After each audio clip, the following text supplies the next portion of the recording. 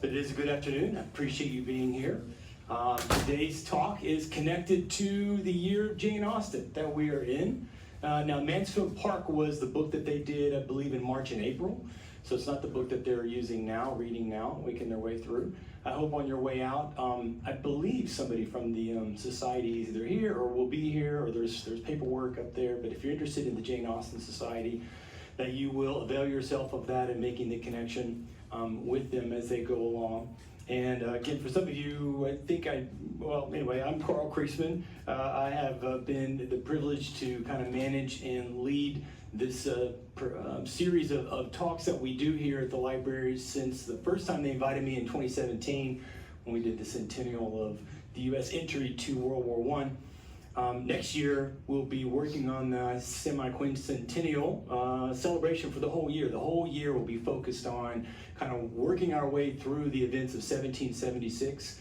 And I've got several of my friends who are going to come join us, and we're going to have just different talks that we look at things like Thomas Paine's Common Sense, what George Washington did in his military encounters in both Boston and New York, obviously the events in July, and a whole host of other things. That one of my friends is coming to do a talk on the women of the Revolution and look at some of the different things that are going there. I've got another one of my friends coming who's going to do a talk on the writers of the Revolution, so American authors who wrote in the time period of 1776, broader than just 1776. But that's next year's. But it's such a privilege for me to be here with the library. I'm sure as patrons, some of you maybe are here all the time, you know what a wonderful library we have. And I cannot start into the talk without taking time to just refer you back, if you didn't see it on your way in, or you may have glanced at it on the way in, that the library is one of 50 libraries from across the nation that was selected to host material about the Holocaust. So there's a whole series of talks that started this month. The kickoff event was a week ago, all the way through August. I believe the date of this leaving is either the end of August or maybe it's in the first week of September. It's not here for long because it is a traveling exhibition going around the country. I really affirm it to you. I've already taken time a couple of different days that I've been in here to just look at it, to read it. There's a wonderful exhibition that you can see through the window. This over here is where our archive section is, which you can use as a patron under supervision and some different things you might want to do from a research point of view. But they've hung something up that you can see just by looking in the mirror. As somebody who loves museums, and my daughters will tell you that they discovered by the time they reached their 20s and they went off to college that my idea and my wife's and I definition of vacation, which can involve the mountains or can involve the beach and often did involve, theme parks and fun stuff, but it's not really a vacation unless we go see a museum or a battlefield, and for me, get a picture by a cannon, because that's kind of one of my things. That's kind of a joke now with me and the kids, but I've got so many pictures. And anyway, the point is, anytime I get a chance to see well-crafted museum material, and this is from some of our best, and so I highly affirm it to you. You go on the website of the library, you can see the different talks that are left. There are several that look wonderful. There's a couple that are aimed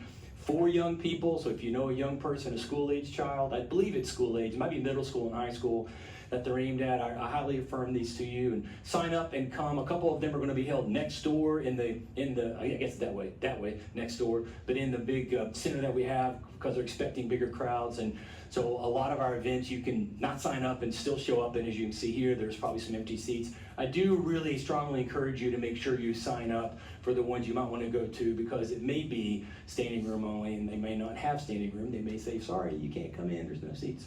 In any case, I love partnering with the library. We have a wonderful library, obviously an amazing book selection, and their partnership with Jane Austen is a piece of that. Next year, I'm not just doing the semi-quincentennial by myself, America 250. For the first 6 months, the library is going to roll out something similar for all ages, crafts, different activities, different books, different things to read, and they've got a committee that's working hard on it, as you might not be surprised to find out. And I've had a chance to just participate just a little bit with them, and we're going to dovetail our entire year of talks next year connected to that. So great library, wonderful people, and I'm glad you're here. Okay, so year of Jane Austen. Let me make sure we're really clear. When they asked me, they said, hey, will you do some talks connected to Jane Austen? I'm like, sure, what do you have in mind? They're like, oh, this one's about the Battle of Waterloo. I'm like, well, that's amazing. I love the Battle of Waterloo. I can do that one easily. And we had a couple of other ideas in this one. I was like, this one's tricky, because obviously the topic of slavery could be a discussion all to itself. And there is actually a slight distinction between colonialism, which is really what it is at the time Jane Austen is writing, and imperialism, which is, arguably a century later. And so just trying to talk our way through that. And then there's a very complicated thing involving the Navy, the Royal Navy, which does a beneficial thing, but then if you are someone who is a critic or do not like the idea of imperialism, then in doing this very good thing, which I hope to show you later, that it leads to this other thing. So it's complex, and so at first I was like, But the more I thought about it, the more like, yes, I really want to do this. Let me tell you what we're not doing. What we're not doing is we're not having a conversation, come on now, we're not having a conversation. Once again, this thing has left me. It was working earlier. Let's see if I can get it to go. There we go. What we're not doing is we're not talking the whole time about slavery. Slavery is an ancient, we have evidence on every continent, with every people group, on all time. If there are other people from other planets, this might be something where they come down and take a look at us in their spaceships and they fly by and they're like, that people, regardless of whether there are or not, it is a common thing, unfortunately, about the human species, that we have enslaved each other, sometimes out of war, sometimes due to economic, you didn't pay your debts and so now you become a slave. People have sold their own children into slavery. There's a lot of reasons for things about slavery. And also, tragically, we are not discussing the end of slavery because, tragically, slavery is alive and well in the world today. At last count, last time I looked, and there are several organizations you can partner with. I list here the United Abolitionists because it's local. But there are several worldwide, national, other groups you can partner with. I've had the privilege of meeting Tomas and spending time with him and taking some of the training that they have. And tragically, slavery is alive worldwide. It's alive in the United States, and it's alive here in Central Florida. So that raises all kinds of questions which we will not be addressing, but it is something that if you're someone who wanted to talk about slavery, or someone who comes because you're glad there was an anti-slavery concept that did build momentum in the 18th and 19th centuries, and yet you then think, ta-da, it ended slavery. Well, I have bad news for you, and I urge you to become someone who really strives to dig into where am I buying things from, who is this company, what can I research about them, and if you go, that takes a lot of time, Carl, it's just quicker to get it on Amazon. That would be what Wilberforce would kind of push back at you and go, that's the point, is that it's easy to kind of turn a blind eye to slavery and kind of not want to engage in it. So you can personally get involved with groups like United Abolitionists. You can help fund groups like United Abolitionists or the other groups that are out there. And I just affirm it to you. I hope that you will participate. Okay, so let's dive on in. What's the connection? Well, these are all related, and we're not even going to really talk much about industrialism, but you cannot talk about imperialism without talking about industrialism.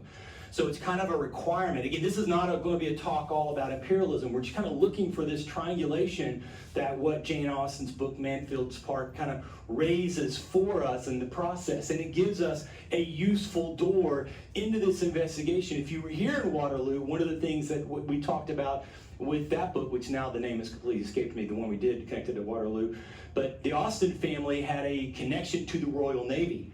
And she wrote that book, the one that we tied into Waterloo, in kind of an homage to the Royal Navy. But as I've already said to you, the Royal Navy has this connection to both the ending of slavery and the growth of imperialism. So we're going to kind of walk our way through those. And it's kind of an interesting kind of story moment for what she builds to us. So we're going to start with her and kind of work our way through. This is her third novel that she wrote. A recent New York Times article on it, editorial, called it her riskiest novel. And it's because she included slavery. Now, if you've read the novel, it's not included in like a diatribe against slavery. There's not a prolonged argument that she makes relative to abolition. She just kind of mentions it because the setting of the story is set in a way in which the rich family that the female protagonist goes to has their wealth due to colonialism and sugar plantations on Antigua. So that's kind of the tie-in, which I'll show you more in a second. But at the same time, and we'll come back to this at the conclusion, I think it's fair. There are better scholars on Miss Austen than myself, by far. But in perusing those scholars, I think it's fair to say that she was A, intentional about including it, and B, included it because in her own self she found slavery abhorrent. And I will try to stress to you multiple times, part of the last slide of making the point that slavery is alive and well today is, if you're someone who thinks, well, everybody thinks slavery is abhorrent, I have bad news for you. And it would be very good for you to kind of get this cup of cold water in the face to realize not only is slavery alive and well today, just like 200 years ago, most people either don't care or have positive interactions with slavery even though they may not know it. So that's the scary part, is that economically and through kind of a trade and economic system, you can benefit from slavery and not know it.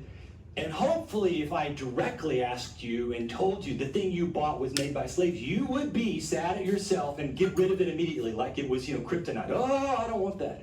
Hopefully that would be your spirit, that you are, because we're all basically children post 13th Amendment here in the United States. So we like to pretend that slavery was abolished with the 13th Amendment and that was the whole end of the story. And it's not. And we have to own that as the people who are alive today and sort of hear the critique, perhaps in a timid way, from someone like Jane Austen to us reading it in 2025, much like those had to hear their critique from Wilberforce or Clarkson, to say, you need to face this. This is true for us. And if it makes you uncomfortable, good. Because hopefully it'll wake you up to the process of the story. What is the story? Well, Mansfield Park tells us about young, poor Fanny Price. Her mother's sister had done very well. And she had done very well because they were married into a wealth that had a sugar plantation in Antigua, which is one of the Caribbean islands that the British controlled in the process. And of course, all the European plantations in the Caribbean, which is where the bulk of African slaves went, just in case you weren't clear about that, we'll show you some bit more about that in a second, were run by and peopled by slaves. So the people who had connections into it wealth-wise were benefiting from the aspect of slavery in the process. This is the movie I watched. There's, I think, 3 adaptations. I will say for this movie, they departed from the book a couple of different times. And one of the ways is that they overemphasized slavery, or they more highly emphasized slavery than did Austen. Now, whether Jane would have appreciated the way they did it, I don't know. I'm not the Austen expert to make the decision. I found the movie compelling, and I really liked it. And so there's this idea within the book that slavery and colonialism, imperialism is a backdrop setting that is kind of confronting, where Austen typically is talking about class and social status and the interaction and relationships amongst different peoples. She's kind of, at least in this one, raising the point to say a lot of people who may be on the upper class economically are there because of some connection to slavery. That does include her own family. Her father was a trustee of a sugar plantation in Antigua. So, I think she becomes aware of that. We'll come back to this more later. Again, her brother, Charles, who was in the Navy, he was in Bermuda. That's where he met his future wife. And she was the daughter of the island's attorney general.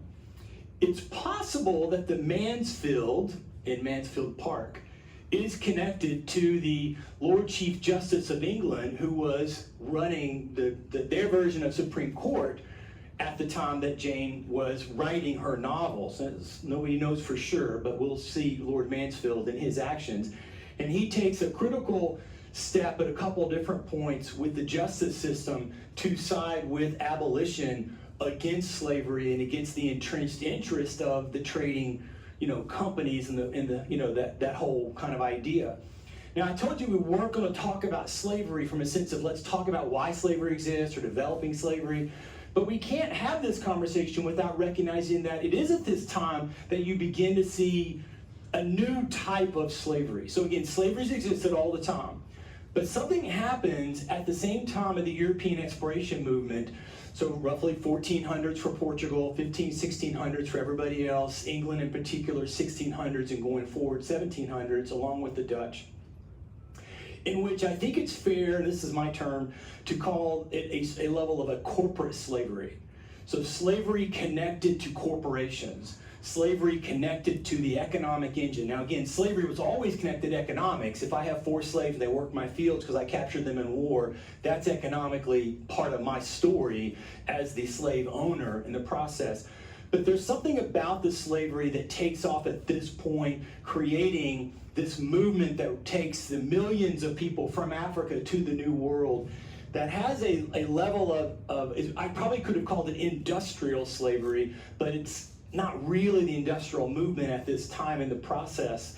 And so you've got this setting that kind of steps in, and the Europeans enter into a very complicated relationship. So one of the hardest things for many people to understand is it's not that the Europeans rolled into slavery and then captured a bunch of people and took them off to the New World. When the Portuguese in particular roll into Africa, they immediately are interfacing with the great superpowers of Central Africa, particularly the Empire of Mali and the Songhai Empire.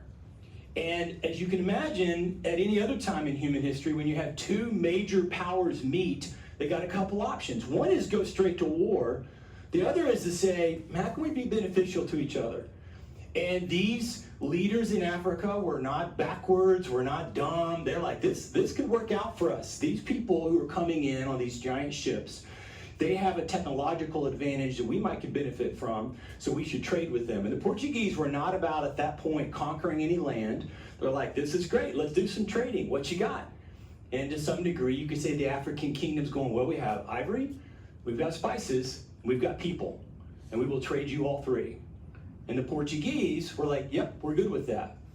The idea of slavery in Europe at this point was, I would say, largely in decline, though sidebar, one could argue that the European feudal system was a version of slavery.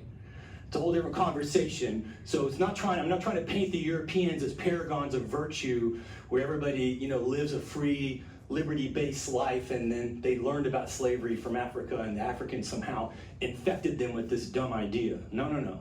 There's still that whole power control thing. Remember, slavery is never about race. Slavery is always about power, which is why in most places, if you do ever go do a study on slavery, almost every place you study it, what you're studying is the same race enslaving the same race. So Africans selling Africans into slavery, Asians selling Asians into slavery, Europeans enslaving Europeans. Every place you go, Native peoples enslaving Native peoples in North America and South America. Every place you go where there's slavery, it's always a power thing that's happening. It's not a race thing. Race gets involved in the transatlantic slave trade as it goes down that road. But just understand, don't judge the African powerhouses with some kind of negative or evil mindset, like how could they? Because they're just doing what every other group of humans did. And they're going, this is a way we can make some money. We're already selling these people into slavery all across Africa, over into the Middle East. There was a healthy slave trade, which you can sort of see here a little bit with the arrows. The arrows are trying to show us a little bit of like percentages, but basically, and this is only giving us half of Africa, so you have this other half of Africa. So again, it's not that somehow these guys are the only people involved in slavery. If we were doing actual arrows, there'd be arrows over here and arrows over here. When Cortez takes out the Aztecs, the reason he takes out the Aztecs, which I'll show you a snippet of in a minute, is because a whole bunch of native peoples were ready to have help to be freed from their slave controllers, the Aztecs. So the native peoples fought alongside the Spanish to eliminate their slaveholders. Now it turns out they realized later this didn't work out for us because the Spanish weren't necessarily better.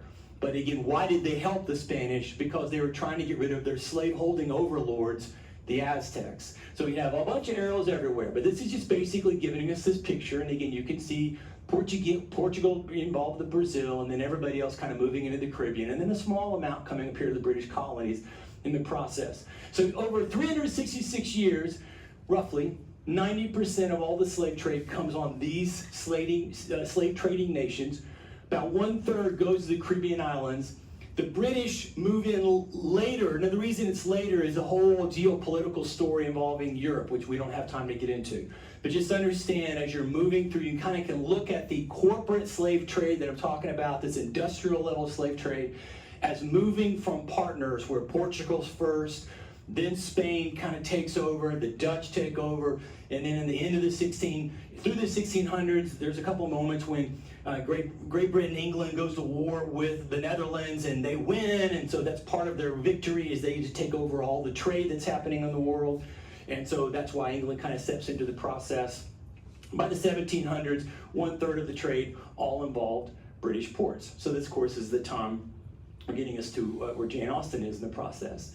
Now, when the Europeans get over to the New World, I think this is useful for us both to understand the colonial aspect and to understand the slavery aspect.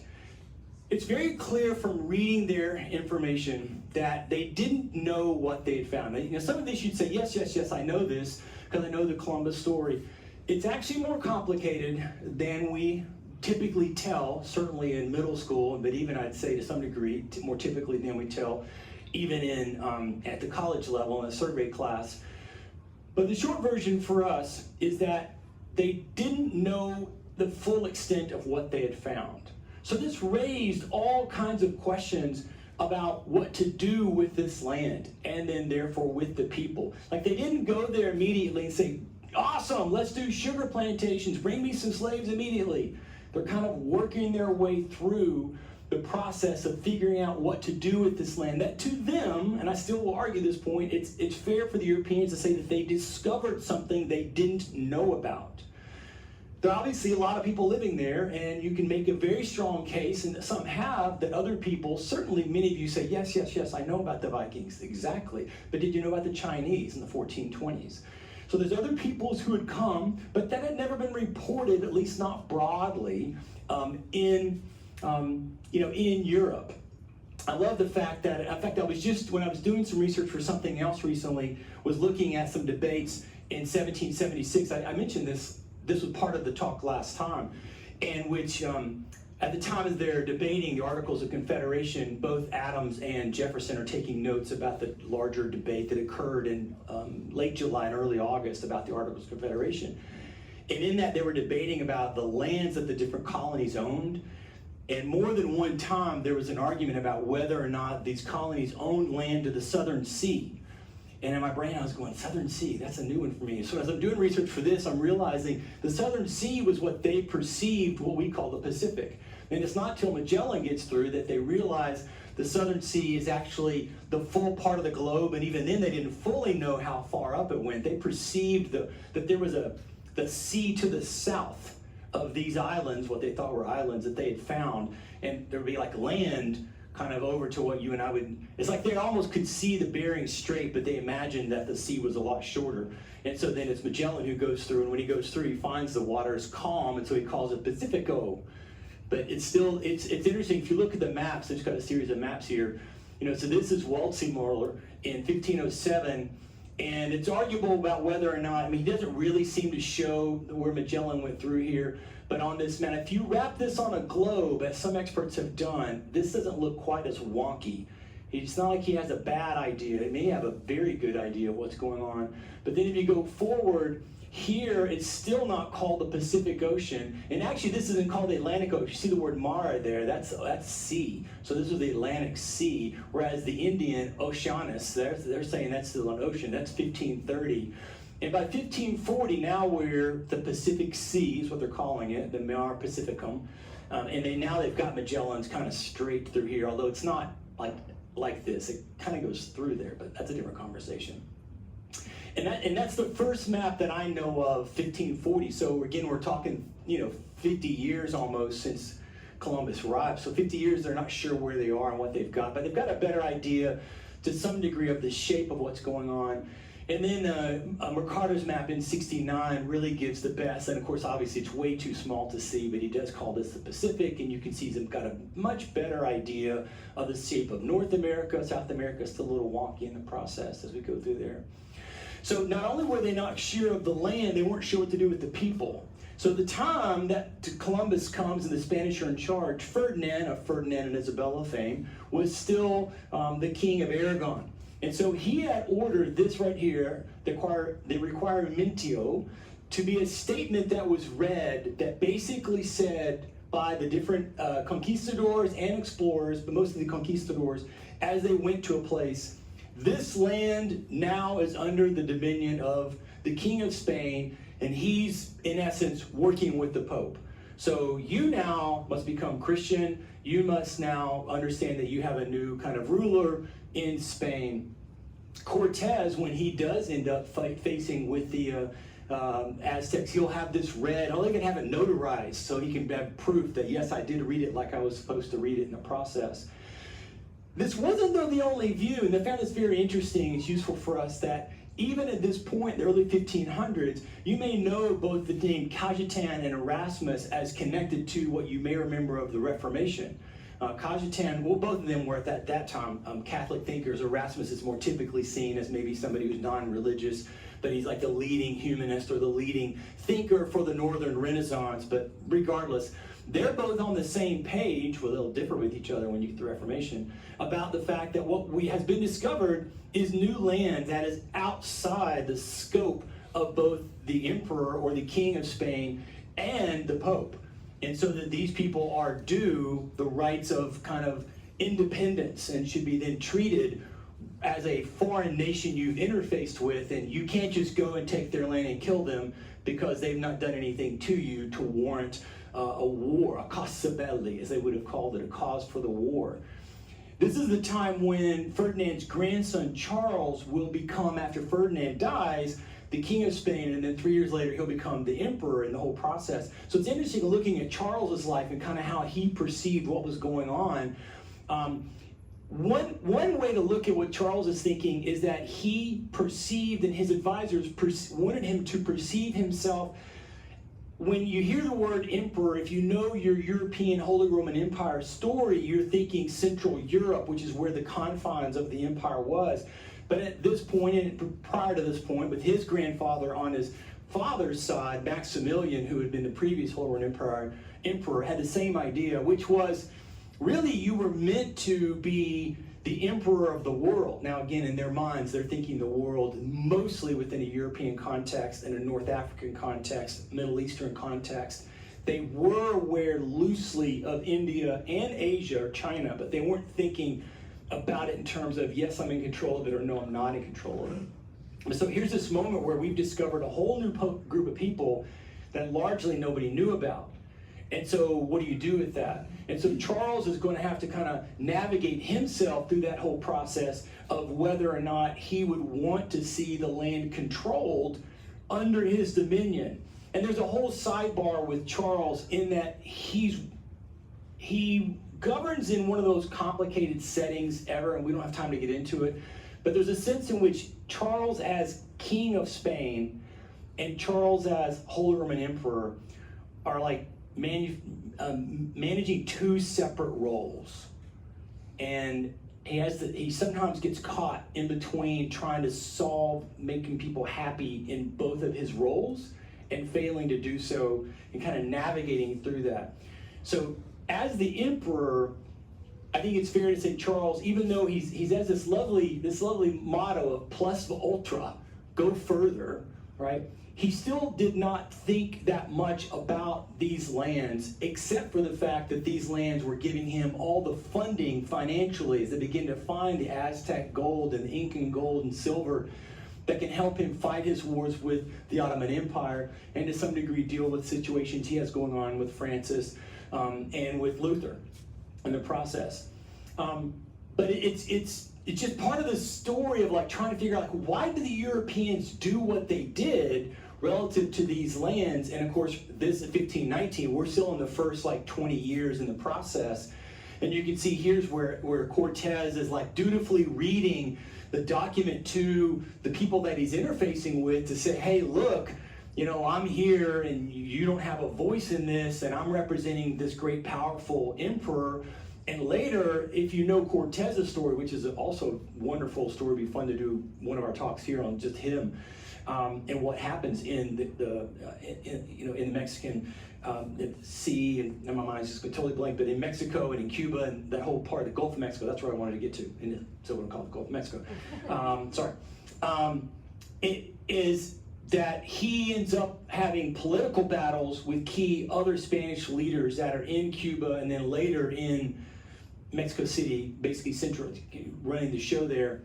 And eventually he goes back, he's not taken, to Spain and appeals to Charles in defense of his actions, and he appeals on the fact that I did what I was supposed to do with these people, which obviously meaning killing some, enslaving some. This is my right to do under your dominion in your name or for your name's sake. And Charles is like, yep, I agree with that.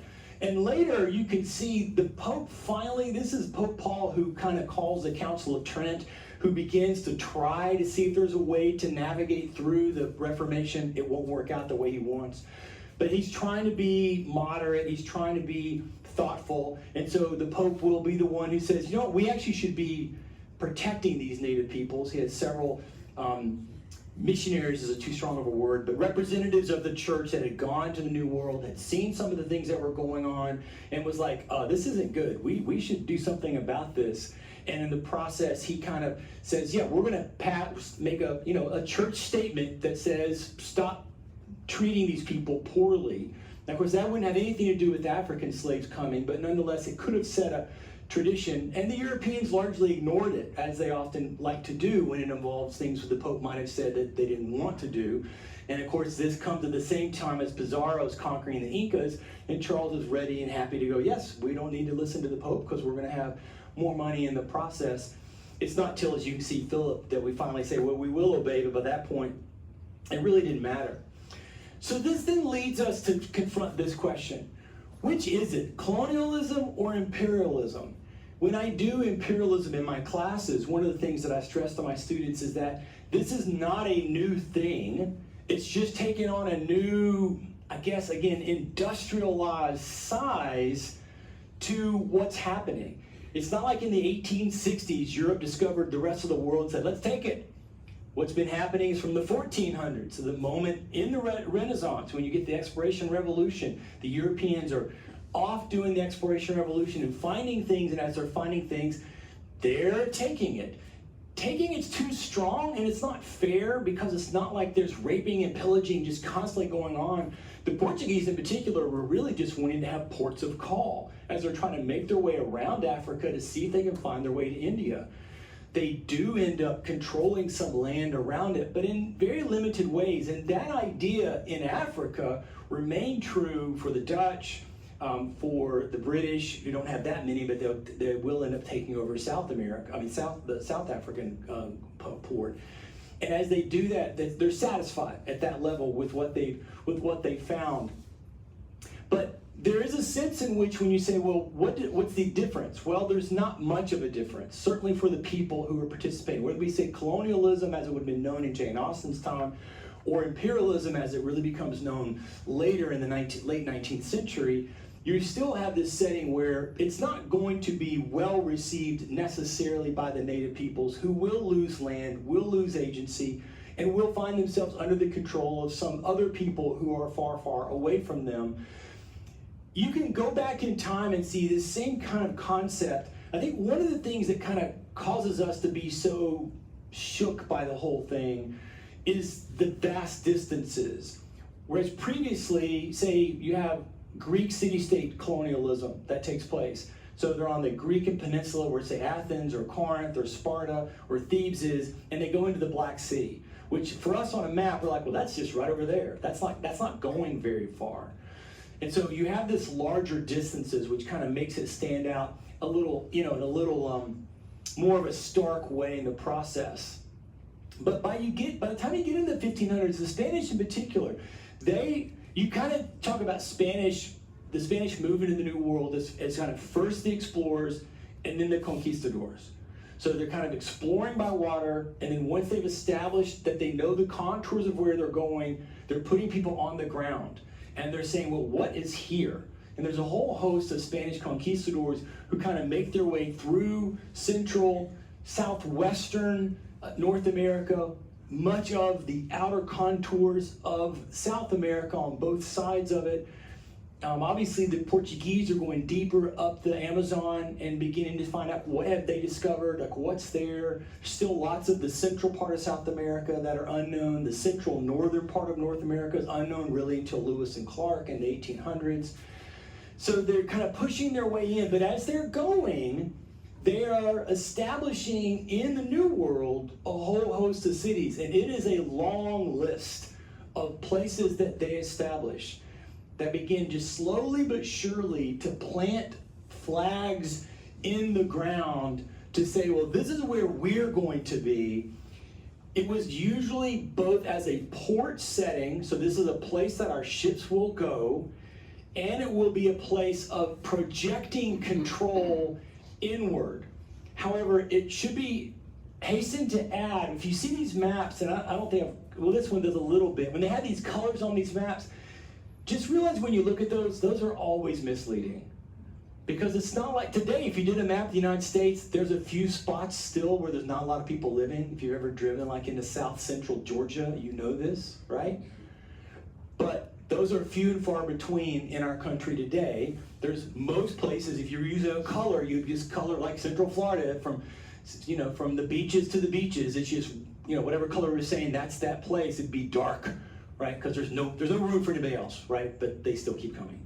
But you see what I'm trying to say. When you look up here, you really go back. I mean, really, that's why I like these ideas of these cities. When you look at the different cities that are here and the places that they have, and there's of course Antigua, where Miss Austen's family was connected to. They would be there, and then they would be trying to figure out what they could use with the land in the process. It's interesting. It is in the British colonies that you really see a demarcation from the other Europeans. We've talked about this before. Earlier this year, actually, we did a talk on colonialism, and again, if you can see those talks on my website, on the YouTube site. And it's the Europeans who really start seeing more and more regular average citizens who come over.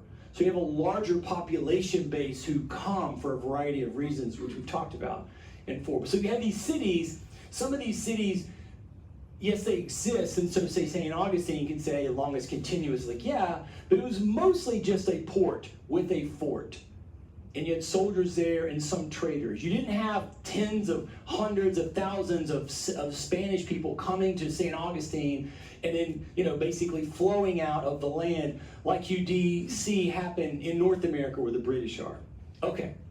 Well, this obviously connects to our country, and you cannot talk about our country without slavery as a central part. I love how jazz artist Wynton Marsalis talks about it, that it's sort of in the mythical stories, the hero always has some thing, usually internal, but sometimes external, that they have to deal with. They have to conquer this thing inside themselves. Maybe it's pride, or maybe it's ugliness to a certain people. You know the stories, and they're trying to. And he says, for the United States, our story that we have to combat and have a sustained, continued conversation with is slavery. And I agree with him, and I would just suggest that issue of slavery and race is at the center of what makes this both a beautiful country and a challenging country, because we're the one place on the planet that really is striving to do that kind of multicultural reality, which makes it a little more tricky for us. Slavery is in all the colonies. Slavery is all the way up the East Coast. It's all involved. When you get to the time of the Declaration, when you get to the time of the Constitution, you can see a lot of the people who were involved were slaveholders themselves, and so they were very, involved in what was going on in the process. Slavery was the slaves accounted for roughly 1/5 of the 2.5 million founders. So when I say the founders, I don't mean these guys who did the signing. I mean the 2.5 million. Including the slave population, because they're the founders, they're the ones who create what we call the United States at different levels in the process. So slavery is a key part, So that industrial slave trade coming from Africa does, at a small level, that's the thing I think most people don't understand, not to give us, cut us some slack, I'm not saying that, but it is interesting that sometimes it feels like there's a great deal of angst about our slave participation, and the numbers are quite small. Doesn't mean we should just walk away from it, but just have it in reference point and context. For the British, the slavery will become central to their economic growth. So again, there's a geopolitical struggle that's going on here involving what's happening between Britain and France and Spain to a lesser degree, and to some degree Central Europe. I hope in a future year, it won't be next year because we'll do the whole time on 1776, but I hope in a future year we can really take time and kind of walk you through the geopolitical struggle that's happening in this time period, because it's fascinating. It's just so fascinating in kind of how that all plays out there. England wins. I mean, that's the bottom line. That's why we speak English, because in the geopolitical context between the Europeans that are struggling over North and South America, but particularly North America, England wins. And so then, because they win, their economy will grow. This is the beginning of England becoming what eventually Great Britain and the United Kingdom will be, this kind of the massive economic powerhouse of the world, the world's banker. Where does that start? It starts in this time period here as they're kind of making their way through in the process. And in America, well, again, there's a whole longer conversation to have here. In America, there's a sense in which, why didn't slavery get taken out? Well, because we're British. And it was economically viable in all 13 colonies to have slavery. And you can see some of the decisions that are made early on, which we'll talk about, some early abolition voices, in which it is being noted that, hey, we're saying what we said in the Declaration, freedom, liberty, etc. And so they are catching this drift. And you begin to see, predominantly in the North, where the Puritans are mostly entrenched, saying, yeah, we need to change this. And they'll start kind of moving their way, but that will all happen at the same time that, due to things like the Cotton Gin and the Native American Removal Act in the 1830s, in which the Americans will move further through the South into modern-day Alabama, western Georgia, Louisiana, Mississippi, and they'll discover that is an economic booming setting for cotton, which, connected, is the principal textile industry, is the #1 industry of the early Industrial Revolution. And so when you think of the Industrial Revolution feeding this scene happening, cotton then becomes the central thing. And of course, as you can see here, which is a key issue relative to the Civil War, by the 1840s, and Southern leaders knew this, they were arguably the richest area, or one of the richest areas in the world. It's sort of like Californians when they're sometimes unhappy with our government and they talk about, we could be our own thing. We're the 4th largest or 5th largest economy all by ourselves in California. Of course, Southerners, and I'd say Californians also, sometimes forget that that's because of an interacted, interrelated economy that involves the whole rest of the country, but that's a whole different conversation. But if slavery is central to our story, it is, we should also know, and you should also talk about it as much as you may talk about something like, oh, America had slavery, that we were the first to openly talk about abolition. We were the first, and again, when I say the first, it's better to say, as British citizens, we were beginning to have this conversation. So there are thinkers in England, there are thinkers in Boston, there are thinkers in Philadelphia, there are some thinkers in the South who are saying openly, wait a minute, this isn't where I think we should be going as a people. And so while we have to own the slavery issue, and we need to be willing to confront the phrase that when Marcellus says, this thing, and even if you go, well, my ancestors didn't, we have to be willing to confront. At the same time, I have to be willing to accept and hear and be proud of the fact that we were saying something radical And again, I just hasten to remind you what I said already at the beginning. Slavery was, and sadly is, alive everywhere in the world. Meaning, nobody's really saying, let's end slavery. So when you hear someone saying, hey, hang on a second, maybe we shouldn't even have slavery, those are some weird freaks who are so outside the normative setting for the human. Now I know hopefully all of you would say, as I would say, oh Carl, normatively I would never have a slave. I hope that's true. But if you were raised and on your birthday your grandparents gave you a slave and you had had all of your life's knowledge and setting, and I mean everybody in the room, no matter what color you are, you could be a slave owner, because you've all the colors that are here in the room, every one of you have people who have been slave owners in your people's past, and they gave it to you at the age of 5, you wouldn't by natural setting know the difference. And that's a confrontive thing. We don't like that, but we have to kind of own it. So that then when we hear of these voices who begin talking, and here's where you get Lord Mansfield, where you have a case in 1772 where he rules for abolition, you need to say to yourself, dude, that was so freaking brave. I mean, he probably could have been killed. He could have lost all of his friends. He could have lost his job. The power that it would have been in Parliament against him, and particularly here with the Zong story, here he's going against the insurance industry, because the owners of the ship wanted to get paid. And he's like, nope, you're not going to happen. I mean, in this case, probably the insurance industry is glad he ruled that way, so they don't have to pay anything. And these people murdered other humans by just tossing them off the boat. They're not the only ship owners to do this, but then they thought, hey, we'll claim it. We'll claim insurance. I'm sure none of you have ever claimed anything erroneously or falsely with your insurance, but you've heard of people who've done it. They're doing it with human lives. How horrible is that? But again, I want you to realize it's not like anybody else could have been the Chief Justice, and they, of course, would have ruled that way because they'd have been so horrified you murdered people. They would have instead been like, oh, okay, well, that's what normally happens to slaves on ships, okay. And so you have this setting where people stand out, and it is at this period in the 1760s, 70s, and 80s that you begin to see this movement into young leaders who say to themselves, we need to do something different.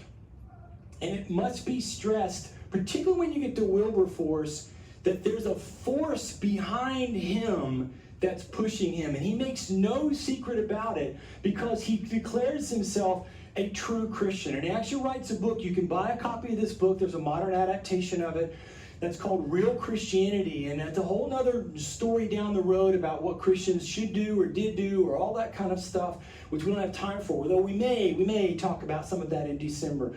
But in any case, for Wilberforce, he's saying something that most other people, including most other Christians, are not saying. And again, he's going to suffer for it. He's a weird freak, and he joins other weird freaks to guide him. And if you know the song Amazing Grace, which most people do, you know then John Newton is the guy who wrote it, who used to be a slave ship captain. And so he was a spiritual advisor to Wilberforce. That Wilberforce is doing this is a reflection of something that I believe is a net positive for Christianity in general. And that is, within Christianity's long history, they are these weird freaks who were saying every individual, no matter their color, has worth. And every individual, no matter where they're from, can join in on this pathway to the thing they called the way, which we today would just call Christianity. And they were the first that we have any record of, particularly in Europe, to say, hey, this is what we should do. Now, that's not to absolve Christians, because again, if you know the story of the United States, many Christians will make the argument in favor of slavery on the Bible, which I want to show you somebody who took that and flipped it on them here in a second. So it's not like all the Christians are great and they're awesome and that kind of thing, but we just have to again kind of own this, that they're saying out loud, hey, look, this is not really God's plan, so that when you hear about Wilberforce, you should say he's leaning in on this lineage that goes way back to Patrick and to Gregory in the process. So then Wilberforce joins forces with another major Christian group who was big in on this, Quakers, who were both in America and in Great Britain, who were fighting this fight, people like Thomas Clarkson, who are kind of leading the way, and they will join themselves together. They'll meet around in the place called the Clapham Commons at the Holy Trinity Church. They never call themselves a sect, or sometimes you'll see written the Clapham Saints. Those were all derogatory terms aimed at them by their opponents, the people who were supporting the slave trade, supporting slavery in the process. Wilberforce and his friends were not the only ones kind of leading the way. At that time, London had about 10,000 African people living in the place, many of whom had themselves either escaped from slavery or found a way to be bought out of slavery into freedom. And both of these men, Otago Kawango, where's my light went? Oh, my light's gone. Okay, well, you're on your own now because my light died. Otago Kawango and Olabode Equiano, and they both were two different individuals who were part of and the leadership of the Sons of Africa. There's some scholars who will say that Equiano is the founder of this group, the Sons of Africa, and that they were meeting at the same time the Clapham sect was meeting, and they would have had some interactions and tried to triangulate their forces of trying to meet and put pressure on parliamentary leaders in the process. They'll also be, both of these men, really the first ones to say, let's use print to our advantage. Now, Clarkson will also be writing some things. Wilberforce doesn't, he kind of limits himself to his work in the Parliament. Now, he writes the other book that I told you about, but he limits himself to his work in Parliament in the process. Just in case you wonder why this picture looks so weird, so Kawango was, after he was freed, worked as a paid servant for these two painters, and we're not 100% certain this is him, but we are 100% certain this is the Causeways. And so because we know he worked for them, we do have some historical evidence from Mr. Causeway saying that was him in the painting, so just wanted to see that process. But he will publish his book, his writings, Thoughts and Sentiments on the Evil and Wicked Traffic of Slavery and the Commerce of the Human Species. If you go back and do any research, sometimes the titles are like paragraphs long, but that's just part of the story of having to work with ancient documents. But it's really one of the first writings that's coming out saying, let me tell you what happens. Because you don't understand. You may just hear slavery, you may hear they were on a boat, and you think they were taken to the New World, and you just go, oh, okay. So let me tell you how horrific the Middle Passage was. So he kind of lays it out and spells out what life in the Caribbean was like. It seems as if Equiano helped him get this published, and then 2 years later, of course, he publishes his own work, The Interesting Narrative of the Life of Equiano. And again, what's happening with these writings is it's getting the information out to more and more minds, thinkers, people who are saying, wait a minute, I didn't know this existed. I'm sure all of you know Uncle Tom's Cabin, right? So when Harriet Beecher Stowe publishes that in '52, one of the things that's so important about it was that it was such a popular read, and all across the North, to some degree in the South, you have people reading Uncle Tom's Cabin, and while it may be hard for us to believe, there's a sense in which they're going, no way, I never knew this. And we might can hold them in contempt for them not knowing decades earlier, because obviously slavery was such a deeply entrenched thing in the 1810s and 1820s. But the point is, the writing helps people see this story to begin to make this move. So you've got these two groups that are out there making pressure. Wilberforce becomes the leader in Parliament. So he's close friends with William Pitt the Younger. His father had been the kind of leading voice during the 7 Years' War, and then in the whole story of the American Revolution, he plays a key role. William Pitt the Younger and Wilberforce went to school together, became really close friends, and eventually, you may know, William Pitt the Younger becomes prime minister. Wilberforce perhaps could have been, but because of the vision that I showed you a couple slides ago, where he said, I have two goals in life, and being prime minister is not one of them.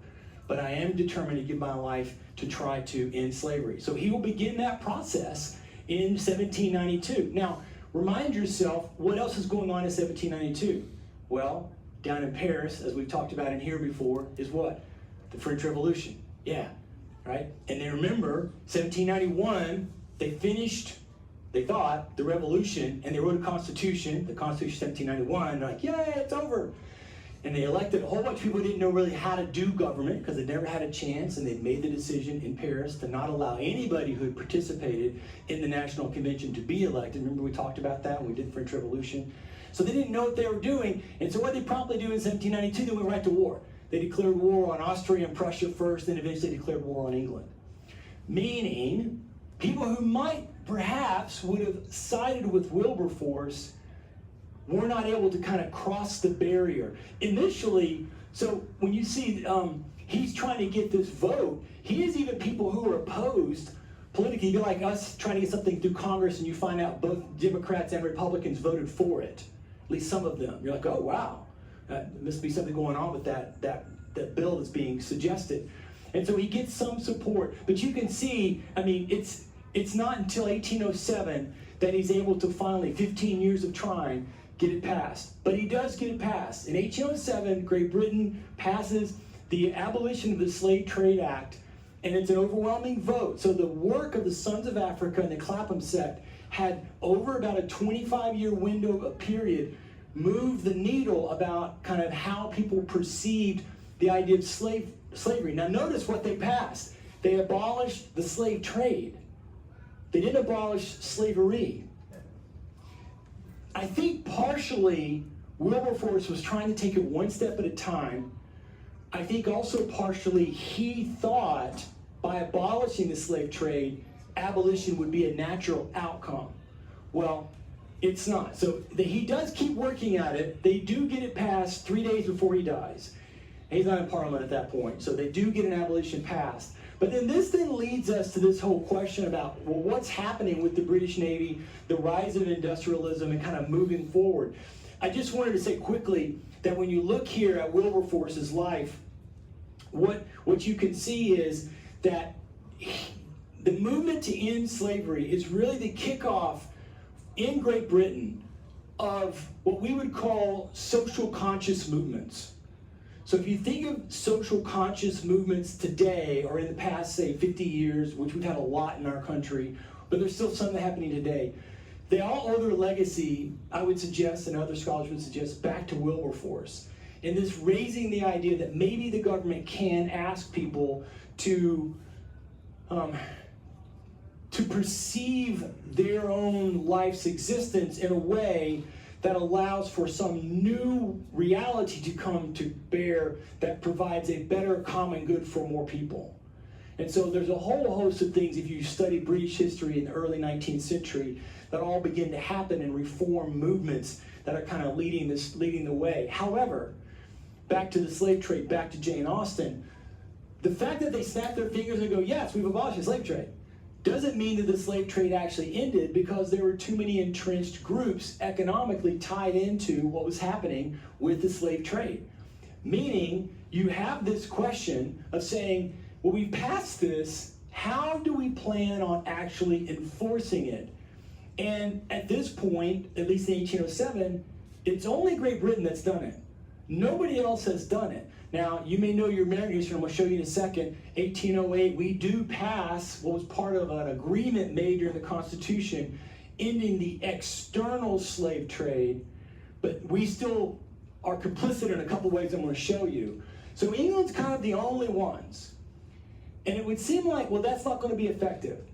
But fortunately for England, the end of the Napoleonic Wars came, and if you were here when we did Napoleon, and we did Waterloo as well, we talked about this, there was a movement of European leaders that met in Vienna. It's called the Congress of Vienna. And the Congress of Vienna is around both sides of the Waterloo story. And really what they're trying to do is they're trying to figure out, well, what do we do next? And there's a lot of things related to European politics, which we're not going to broach. I'll show you here on the slides, but we're not focused on it. But they're going to talk their way through and figure things out. They're going to set up a thing called the Concert of Europe. They're going to try to figure out a way to see if we can play our instruments together that might prohibit or limit war. Depending on who you're asking, it had some effect of limiting and prohibiting war. I would suggest not as much as people like to brag on. You typically hear the story of like, oh yeah, there was no war for 99 years, still World War I in 1914. Not true. Just like people said in 2023, oh my God, there's a European war. We haven't had a European war since 1945. Like, somebody's not knowing their history because we've had nothing but war since 1945. So, what do they do? Well, a whole bunch of stuff, but I want you to focus here. And sorry, this slide's not as good as the other one. Abolition of the slave trade. So the British representative, I'm gonna come back, was this man, Robert Stewart. We talk about him in the title a lot of times, nobility, you talk about him, Castlereagh. So Castlereagh's great achievement was that he went in to the Congress of Vienna. So he was like a friend of Wilberforce. And he said, this is our moment. We're gonna make this happen with all these guys. Now, before Waterloo, and he brings it up, he gets a lot of pushback. Then Waterloo happens, and he's like, okay, we're gonna put our money where our mouth is. We're gonna make this happen.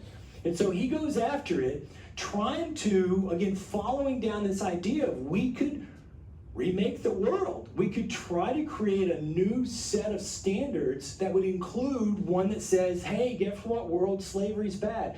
And I will say, even though I told you slavery still exists and we need to own it, I will say that one of the reasons why it exists today is because it's been successfully underground, because we all live in a post-Congress of Vienna, post-13th Amendment world, and so we all like to assume that it's gone. And even the slave traders and slave holders who exist today, they play by those rules, where it's like, in fact, you'll catch it, right? Oh, there's no slavery, there's human trafficking, but we don't use the S word because that doesn't exist anymore. Well, I always push back on that when somebody says, oh, I'm here to whatever, human trafficking. No, call it what it is. It's slavery, you know it, we all know it, let's say it out loud so we quit being like we're pretending it doesn't exist. So look what he does. With France doesn't get a choice. You will abolish slavery. And after the Waterloo experience, Napoleon coming back, the French leaders are like Talleyrand, and they're like, okay, yep. The Netherlands gets bought up, actually has to buy everybody else off. And this money, this 400,000 pounds, 300,000 pounds, I mean, that's how much England and Castlereagh wanted to see this happen. Today, I'm not going to make up the number correctly. Somebody might know and could get on Google it for me really quick. But just think of that as like maybe millions and millions of dollars that we're going to pay you to do this moral thing we think is important in the process. So Castlereagh gets this going. And so this gives the Royal Navy a moment where they have to shift focus. England's been involved in what I like to call the Second 100 Years' War. It goes all the way back to the beginning of the wars, it's Louis XIV, and really rolls all the way through this moment, 1815. And that's a war of major ships versus major ships, and you have all kinds of different ships of different sizes, but it's basically build the biggest battleships. Today we'd say build the biggest aircraft carriers, kind of have the biggest, strongest navy on the planet. And at this point, in 1815, there's no more real opponent. No real opponent, not significant opponent. And so if they're going to be enforcing slave trading, they need smaller ships. They need faster ships. They need more nimble ships. Ships that can stay on the coastline quickly, can go up some of the major rivers a couple of miles before it gets too shallow, and try to get to where the slave camps are. And so move their way in. So they'll begin this process of building a more nimble navy that will allow them to use the navy as, quite honestly, the world's police force. Sometimes Americans kind of recoil back and say, I'm tired of us being the world's police. I'm tired of there being a world's police force, and we shouldn't be the ones doing it. That idea of somebody around the globe being in charge of enforcing the rules, that starts here with this idea, this effort to end slavery. They want to try to make it happen. Castlereagh wants to make it happen. It's obviously not something everybody's on board with. Again, people like Wilberforce, even like Castlereagh, they are the weird freaks. Everybody else is making serious money on this. Everybody else's lives are more comfortable. Everybody else is able to have things that they want because the system exists. And here these people come along and go, hey, look, we should get rid of this. This is one of the places where you can see the frustration of the United States. Remember in 1815, not only was the Congress of Vienna going on, but we were signing the ending of what we call the War of 1812. So the War of 1812, erroneously, is thought about a war over shipping. It's not a war over shipping. And you hear about impressment, and we don't have time to get into it, Carl. Don't go there. Okay, so in any case, there's a war over shipping, and so at the end of that, we get our treaty, everyone walks away, we're glad to still be a country, Britain's glad not to have to deal with us, and they go their separate ways. But in the American Congress, there's kind of this puffed up sense of like, yeah, we beat the world superpower. Don't you ever stop our ships again. And for about 30 or 40 years, we kind of braggadociously said, you can't stop our ships. And every slave captain got himself an American flag. So that when the British ships were coming, if they could see the British ship coming before the British ship saw them, they could lower their flag and raise an American flag, knowing they would get away with carrying slaves to the New World. Now, they were not going to the United States. We had canceled that. We did do that, although there were some ships that went to the United States. But they mostly went to the Caribbean. They mostly went to South America, to Brazil. Brazil had a very thriving slave trade for a while in the process. What about us? Well, again, I already told you, we will actually end in 1808 our own act. But again, that does not stop the domestic slave trade. And by the time you get to the 1815, 1820s, most plantation owners, particularly in the original 13, so Georgia, South Carolina, North Carolina, and Virginia, will realize there's a second income stream for us. We'll keep having our slaves make some babies and we'll sell those. And if that doesn't horrify you and kind of make your skin curl, you and I need to talk privately. But that's still the setting in the world that they kind of walked and worked their way in. So then it is then at this time that we get a new level of abolition. And I did a whole talk in here about this guy's one of my heroes, an unsung hero. Most people don't even know about it. He's the guy who really gave William Lloyd Garrison, who is the famous one in American abolition. Reverend Rankin is the one who gives Garrison kind of the force to make the arguments that he will make in his papers, The Liberator. Garrison will admit that. You just don't typically read about him. And if you ever go to Cincinnati, Ohio, you owe it to yourself to drive 20 miles south along the river till you get to Ripley. It's a lovely, tiny little town, and you need to go see John Rankin's house and also John P. Parker's house that is there. But the thing about what Rankin does is following the two Sons of Africa leaders that we talked about, he says, I want to write something. He starts by writing a series of letters to his brother. And he makes a series of arguments about why slavery is not only bad, but it's unchristian. Which, for the Southerners in the South in particular, but even in the North this was true, you still would have found, tragically, as a person who's a Christian, this is so embarrassing, but you just have to own it, where you have people using the Bible to make a defense for slavery. Well, Rankin, as a pastor, flips all that around and is able to theologically go in and make arguments to point out why this is wrong. I encourage you to go look at that talk. It's on my YouTube channel that we did here about Ohio and the American growth of abolition and John Rankin. And it will be that Rankin kind of leads us into the coming of people like William Lloyd Garrison. And then Garrison will be followed by so many others. There's a whole series of writings that begins post-Rankin, and you can see them all listed here. Some of them, like David Walker and like Frederick Douglass, are themselves African-American men. And so there's a whole series of writings and articles that begin, and this, of course, doesn't even get to the 1850s where you would find more writings that are kind of building up. So there is this sense in which Wilberforce and the freaks like Wilberforce are slowly tipping public opinion in that direction, which will help us kind of make our way. In our country, we're going to fight a war over it, as you know, with the Civil War, to kind of move us in. And here you kind of get these, right, there's Harry Beecher Stowe, and here's these other leaders. Here's Lloyd Garrison's The Liberator, kind of a thing.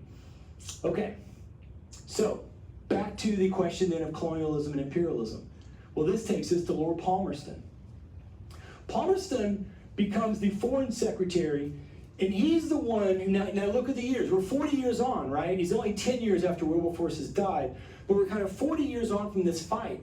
This is an example of how culture shifts, and as culture shifts, you begin to have people taking up the cause, of whatever the cause may be, that previously was considered radical. More people begin to go, wait a minute, I think I agree with that. And so he uses his position of power to say, you know what, we're going to stop American ships. Whether you like it or not, we're stopping your ship. Well, you can have that American flag if you want to. We're going to go after it. We're going to use the British Navy, and we're going to go to Brazil, and by force, we're going to tell you, you're going to stop the slave trade. You're not going to have a slave trade here anymore. We're going to use the British Navy, and we're going to go to the Ottoman Empire and say, you want our help with Russia in 1850? We'll do it for a price. You're going to end the slave trade in the Black Sea, and you're going to abolish slavery in your lands. And at that time, the Ottomans had a lot of lands in in the Middle East, in North Africa, in the Balkans.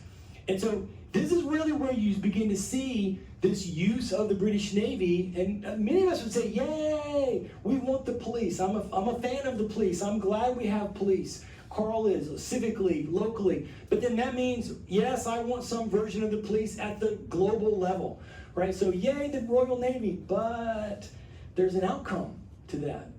Because where was this slavery? Well, it was further in, meaning the lands that they had gotten to, particularly when you think of Africa as kind of this being still an African slavery issue, people from Africa being taken and used as slaves. Where were those slave traders? Again, Africans. Where were they? Further in. Nobody had gone further in. The Europeans were just on the outskirts. And the British Navy could use its power to kind of stop slave trading. But if they really, post-1833, want to stop slavery, we're going to have to go further in. Well, if you're going to go further in, what does that mean? It means you're going to ultimately need to control this land, because the people that are there clearly find it beneficial to participate in slavery. They're not participating in slavery against their will. They're making money. This is the life they know. They're doing these things. They're kind of happy. So then this kind of challenges us to get to this question of imperialism. Actually, I want to go back just for a second, because part of what happens here is this question of the industrial world. And for many Americans who do think about the term imperialism, and when they think about a relationship to us, which we're not really going to talk about, but when you think about a relationship to us, there is kind of a derogatory or negative intent. Like, this is a bad thing. I don't like this thing. We should be embarrassed about imperialism. Well, my point then, as I've said, is that really this is just the new term for the old idea.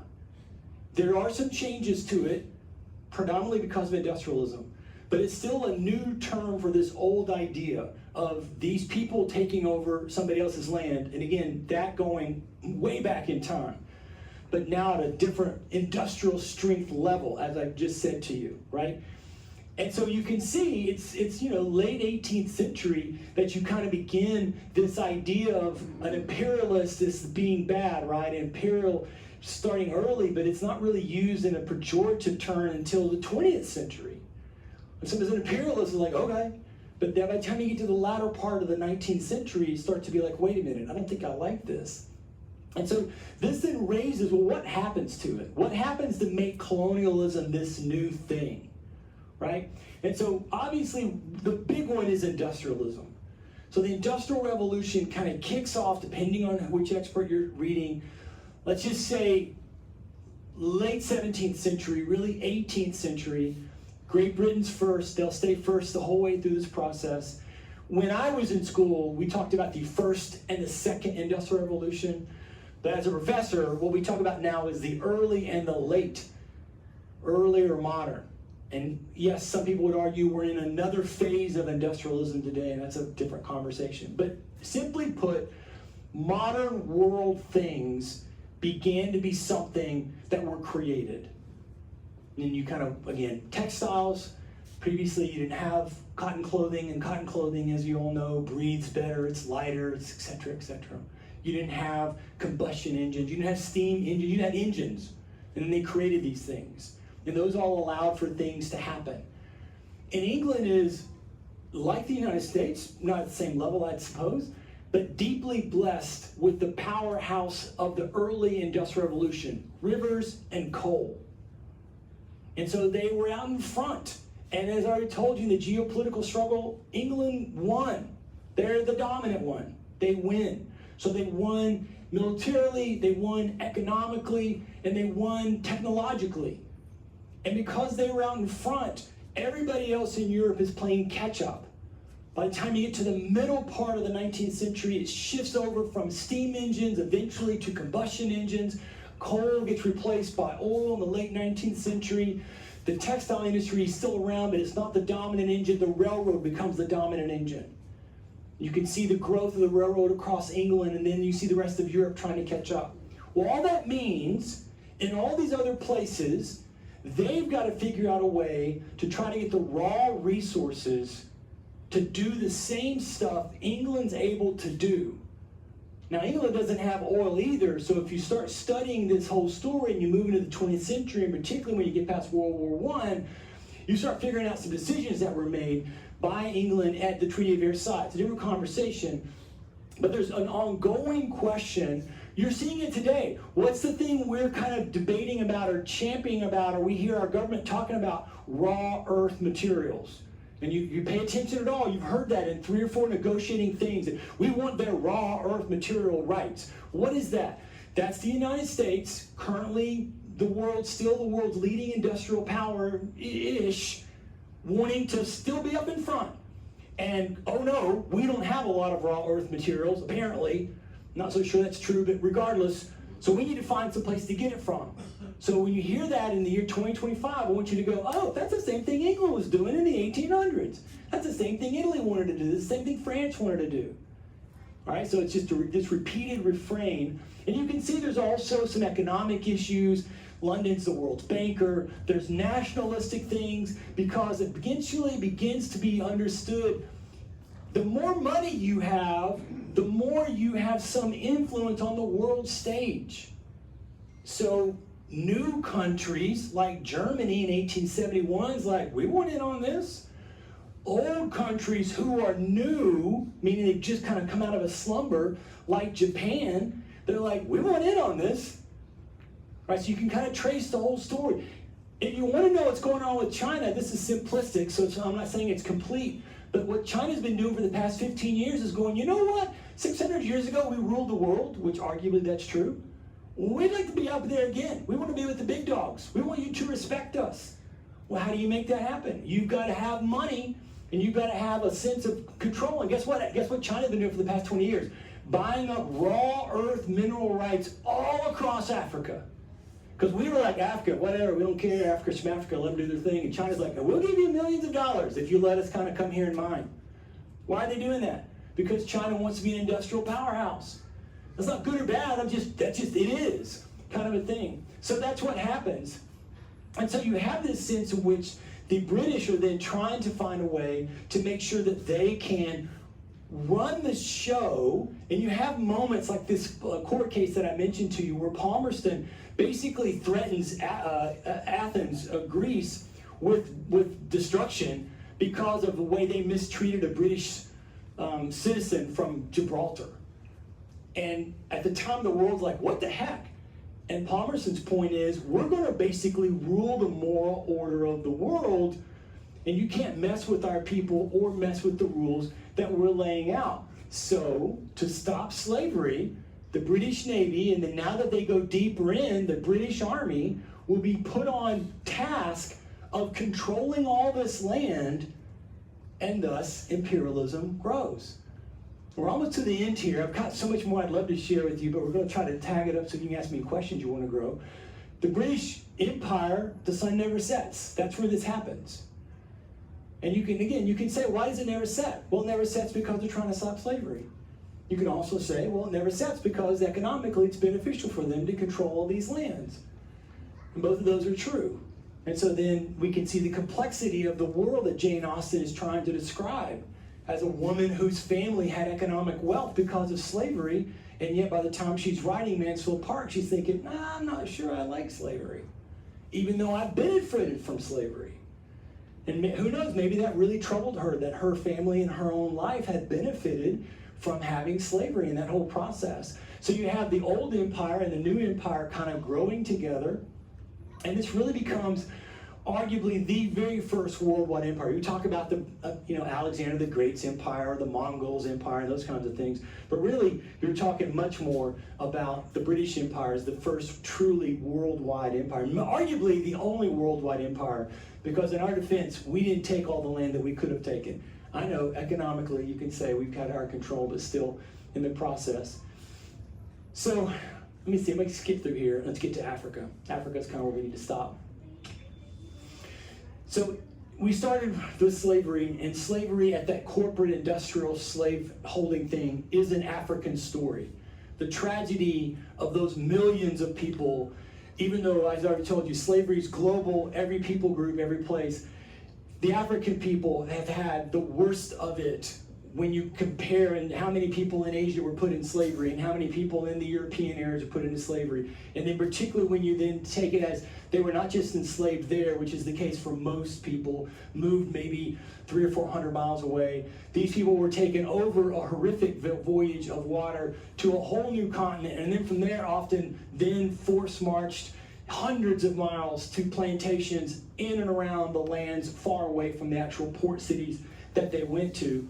In the process, it brings us back to Africa. And it brings us back to Africa because, again, of the industrial strength. And the other nations going, oh, we see what England has done, what Great Britain's done, we want in on this. So how do we get in on this? And you can see this in what we call the scramble for Africa. And I just like this map because I want to show you two maps in a quick second to help you understand when Leopold decides Belgium should get in on this, which, Belgium, okay, but he wants in on it. And he's like, well, this land here, the Congo, it's not really, it's just one little part in all of Africa. Well, that one little part is basically the entire size of Europe. And we have a hard time grasping that because our maps are inaccurate to Africa's vast size and the scope and size of her nations. And so this ultimately leads, we're almost done, I promise. This ultimately leads to what's known as the Berlin Conference that was held in 1884. The prime minister, basically the chancellor of Germany, the new nation that had only been around for 10 years or so, 15 years at this point, Otto von Bismarck, he hosted. Now Bismarck, to his credit, never wanted Germany to get involved with imperialism or get any lands, mostly because he was afraid of the outcome of what would happen between them and now we'll say the United Kingdom. And he was right. World War I is a byproduct of the decision of not Bismarck, but his boss, the next king, the Kaiser Wilhelm II, who did want in on it, but that's a World War I story, which we won't get our time into. All I want you to see is, like it often happens, and Ukrainians are saying this happened to them now, it's happening right now, nobody from Africa was invited to this conference. And so the Europeans ultimately are dividing up and talking about what are they going to do and how to divide it. Yes, there was an agreement, there will be no more slavery, but imperialistically, we're going to take over all the land. And so we'll just go to this right here. This is where it is before the conference. This is by the time you get to World War I. So this is a good place for us to stop. Let me just show you back here. We're going to skip over this and go right to the conclusion of Jane Austen. There's a whole nother force. That's what those three slides were about. There's a whole nother force that's pushing things. In America, it's called progressivism. In Europe, it's called social Darwinism. And the short version, which I can show you the slides if you want to come up here and see them later, the short version is, in that idea that Wilberforce starts that says we can enforce a moral order, we can make you stop slavery, and then in doing so, we'll teach you that enslaving someone is wrong. Oh, okay. In that idea, you go through the 19th century, and you come out at the other end, and in America, that idea of we can enforce a moral order, who's the we? The elites, the rich, the powerful. We can enforce a moral, that gets the title progressivism. There's a whole other conversation about that, which would need to really unpack that. And in the rest of the world, it was called social Darwinism. That force is also in there with industrialism saying, hey, you know what? While we're taking the raw materials, we should show them what the benefit of indoor plumbing. And so there's more to it than that. And there's certainly an elitist vein of all of that and a derogatory position to other cultures. But we kind of come to an end here going back to Miss Austen. I've already kind of said most of this. I think it's fair to note that she, and again, I'm not the Jane Austen expert, so someone can say, no, that's not accurate. But I think it's fair to say that she at least is aware of the benefits slavery has been to her family. And she, you can see in some of her letters, some of her writings with her brother, that she believes it to be a bad thing and wants to participate. And that I do think she was being brave in including it in Mansfield Park. And there's a couple other of her novels where she drops in other, she has one of her novels where she has a One of the characters is an African woman who is intelligent, well-spoken, carries herself well, is not there as a victim, as a weak person. And so in that kind of setting, Jane is trying, I think, to position along with people like Wilberforce to say, we can think of a new way of pondering and working out our society. And you can see then her brother is a participant at the 1840 World Anti-Slavery Convention. And so, I'm not saying he got there because of Jane, but I'm saying that he and her and their other brother were probably in the process of thinking their way through as this anti-slavery thing is happening, that is also causing the growth of imperialism as the world is continuing to roll forward through its industrial phase. And that's a place we'll stop right there. Thank you very much. As always, if you have any questions, I am willing to do my best to entertain them. Yes, ma'am. Oh, I just wanted to thank you for really forcefully saying that slavery still exists, you know, and in this country too. See, but thank you so much for your praise. I appreciate it so much. Any other questions? Well, I would love to see you at one of our future talks. I know December's not up there. We're still working on what we're going to do in December. We're thinking about it. If you ever want to get to me, I would love to chat with you. Again, this is the QR code back to the, I mentioned several things like the Ripley, Ohio talk, the French Revolution talk. So if you're interested in listening to any of those are all there on that channel. Have a wonderful rest of your day, and thank you so much.